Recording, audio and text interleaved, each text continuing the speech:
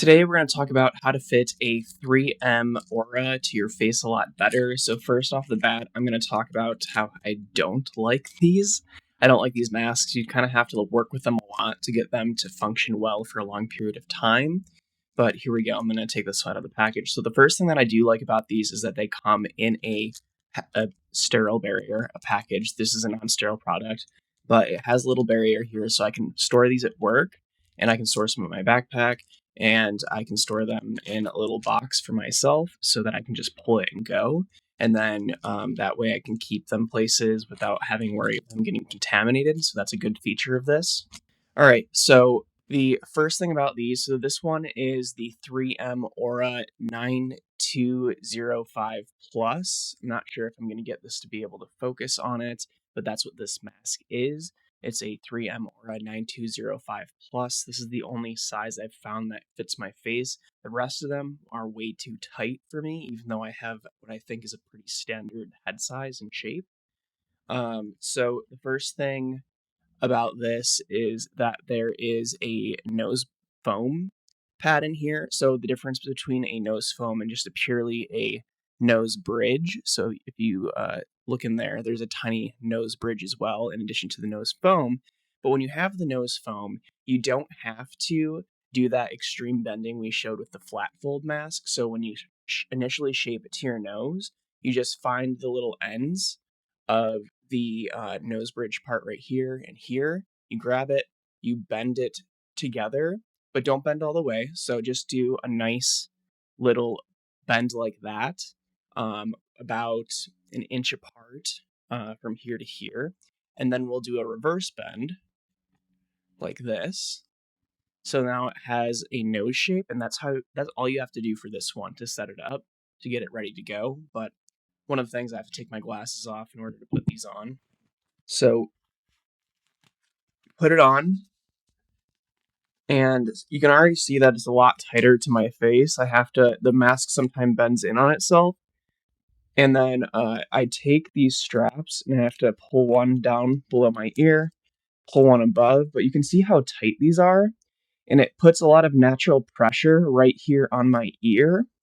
So if I just went like this, threw on my glasses, and went about my day, these will dig into my ears pretty good. So there's two solutions, but first let's finish shaping this to our face. So you can see it already has a pretty good fit just from that initial shaping.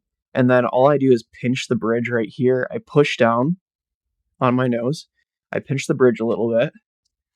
And then I'll usually go like this just to adjust it a little bit. So boom, just like that, fully fit. So next, with glasses, don't just throw them on top. What you want to do is to pop this over the glasses,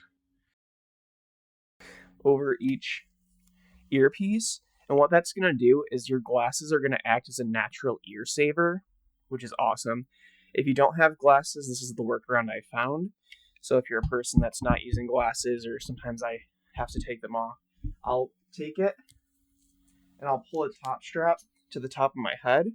That way there's no ear pressure. There's nothing going. You can see that it's my ears here. This is just a little bit over. And this will stay for the entirety of the day like this. So this is the workaround that I found. But again, if you have glasses, just pop this underneath that top one, and you can have it a little lower resting. And I find that keeps my ears from hurting all day. But the thing I really like about these masks, even though I find them a little too tight, they're work professional. This is what I wear to my job. This is what it's like very form-fitting to my face, so that I look a little more natural versus my duckbills, which I prefer. Those, if I just have those going like a little breathy bag all day, they're just not as comfortable as me wearing this. But the thing that I like the most about this is this right here. See, it's got a little strap. This is so that you can pull it up, drink some water, pull it down. That's my favorite feature of this mask, besides the nose foam and not having to do all that adjustment. So while we're talking about nose foam, I want to talk about this real quick because this is very important. So the nose foam on these masks is built in. You buy it with the nose foam. A lot of people will buy nose foam and then apply it to masks that don't have them in production. Do not do that. That is not good. These masks are all tested to how they are designed. If it is not designed with nose foam within it and you're applying nose foam, you are not guaranteeing that you have a good seal anymore.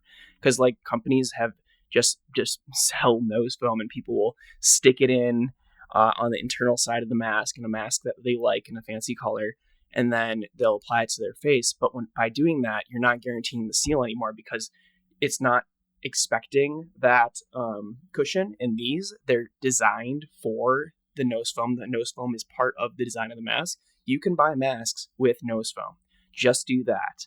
It's a lot easier to find a mask with nose foam than it is to like have the worry that you no longer have a good seal on your face because you are using a stick-on nose foam. Mask tape, probably okay. That's the only one that I'm like, yeah, that's fine.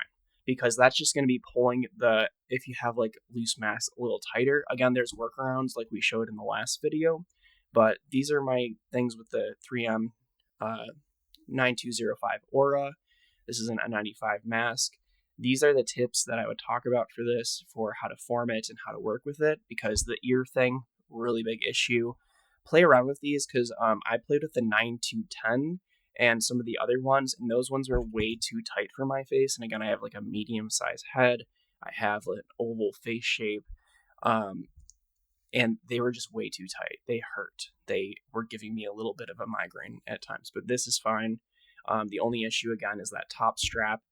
Don't have them both below your ears. I would recommend against that because that's going to make it so that you don't have as tight of a seal on either the top or the bottom, depending on your head shape and size.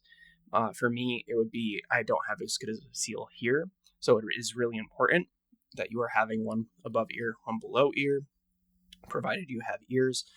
And that is all my tips and tricks for this. Have a good one.